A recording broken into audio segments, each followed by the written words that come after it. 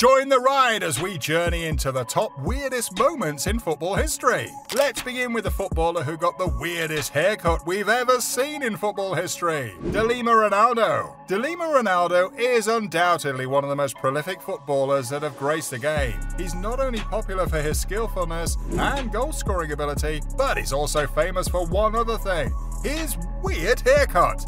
Yeah, at a point in his career, he had an injury that made him spend more time in the hospital than on the training ground. This got people talking so much about his injury. Ronaldo wanted to turn things around. He left the hospital and went straight to the barber's shop for a haircut that would shock the world. He said, "I had a little muscle injury and everyone was talking about that injury. So I came to training with that hair. Everybody was talking about the hair and forgot about the injuries. So that helped me a lot in that time." How weird is that? Well, not as weird as what Frankie de Jong did. It was the opening day of the 2022 World Cup, a match between Senegal and the Netherlands. Frankie de Jong did the unexpected and had Kouyaté get on the stretcher as he got wheeled off the pitch. Both of them had an aerial duel, and while trying to win it, de Jong hit Kouyaté's testicles. Ouch! You don't need anyone to tell you, it must have really hurt him. That's one weird injury in the records. But hey, this next player also got off the pitch, but not for injury. Well, of course, for a weird reason. Real Madrid was up against Eibar in 2017, and although Eibar appeared to be a push-aside team, they managed to get on a draw with Madrid.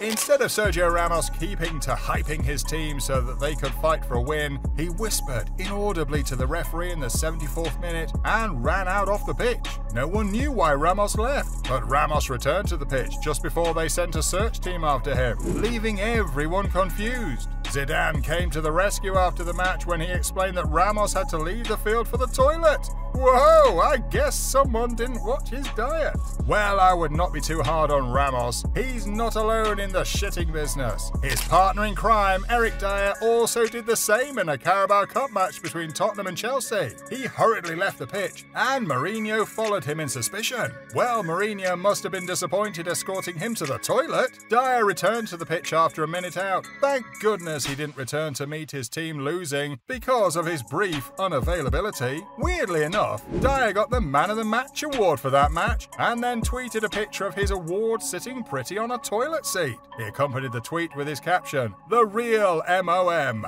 Funny guy. But this next situation was not even funny. Newcastle's goalie Dubravka almost ruined his career with a mistake he could have avoided. It was a match against Tottenham, and a loose ball was in the box 36. Dubravka left his post to catch the ball. He handled the ball, and somehow the ball slipped off his hands and landed at the feet of the opponent. However, luckily for him, he managed to save the shot and his career. What was he thinking? I guess Pep Guardiola should also answer this question, because it's so weird how a manager of his caliber would completely forget what language to communicate with. The genius manager can speak as many as 5 languages, but in a press conference for Bayern Munich, he forgot he was supposed to speak German. Pep started by saying "good evening" in German, but the man got confused. He switched to Spanish, and after 3 complete sentences, he suddenly remembered he was supposed to speak German. He laughed it all anyways, but you and I know Pep must have been so embarrassed. Guten Abend. Buenas tardes. Deutsch. Well, not as much as this referee who could not do his job properly. In the heat of an Arsenal versus Chelsea match in 2014, the referee committed a huge error that a professional like him should not commit. Eden Hazard took a fine shot inside the box, heading into the net before Oxlade-Chamberlain pushed out the ball with his hand. Oh no, that was a red card offence. The referee did justice to the offence, but did greater injustice to the person. Chamberlain was the one who handled the ball, but guess who got sent off? Kieran Gibbs. I might have done the same as the referee. Just take a good look at the two of them. They are too identical. But an error is an error. No excuse for the referee. I think Chamberlain learned to use his hands on the ball from Luis Suarez, as Suarez's version was weirder and more historical. After many years, Uruguay had their chance to progress into the semi-finals of the 2010 World Cup in South Africa, only if they could scale the hurdle of the Ghanaian team. As expected, it was a tough match with so many thrilling moments as both teams fought their way through to extra time. Just as Steven Appiah was about to land a ball in Uruguay's net, Suarez's hand came to the rescue. He used his hands to block the shot and denied Ghana the winning goal. He got sent off, of course, but his action gave Uruguay a chance to win the match in the penalty shootout. That was so weird. But you know what's weirder? Hradeki's terrible mistake. If you see Lucas Hradecki, tell him there's no excuse for him. He's a fine and skillful goalkeeper who has served his team many times, but the few times he has made costly mistakes are memorable. First is the horrible and weird own goal against Bielefeld. Hradecki received a back pass and wanted to shoot the ball out of his zone, but his right foot failed him and sliced the ball back into his own net instead. What a shame! Hang on, there's more to know. While Hradecki played for Frankfurt, he set a record in football history, but not a good one in my opinion. It was barely 3 minutes into the match between Frankfurt and RB Leipzig that Hradecki came out of the box to save a ball. That was a dumb thing to do as a goalkeeper. Dumb as it may sound, that is not the weirdest thing we have witnessed in football. Let's talk about Federico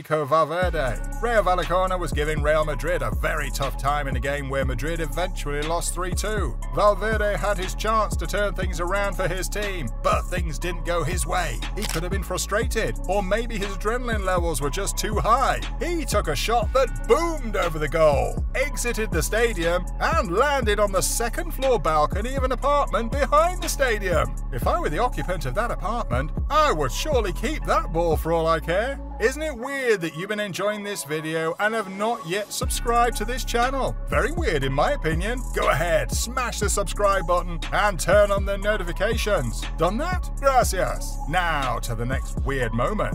On 31st of October 2002, a very weird and memorable match was held in the Madagascar League. The match held the record for the most goals scored. Guess what? All goals were own goals. In a bid to protest against unfair decisions taken against them in previous matches, Stade Olympique Lamiens scored 149 goals against themselves. What? These players put the first goal in their net, kick off from the middle of the pitch and turn backwards to score another goal against themselves. They did this for the whole 90 minutes. That's very crazy and difficult to take in. Well, with a gulp of water, I might just take that all in, just like Didier Drogba. Drogba provided a weird assist from a corner kick for Phoenix Rising. He was dehydrated, and just before taking the corner kick, he picked up a bottle of water from a kid at the touchline. That drink must have contained a super booster, because Drogba landed the ball accurately on his teammate's head, who headed it into the net. Would you not love to drink from that water too? And yes, when you're done drinking, click on this video to learn the weirdest rules in football you never knew existed. Cheers!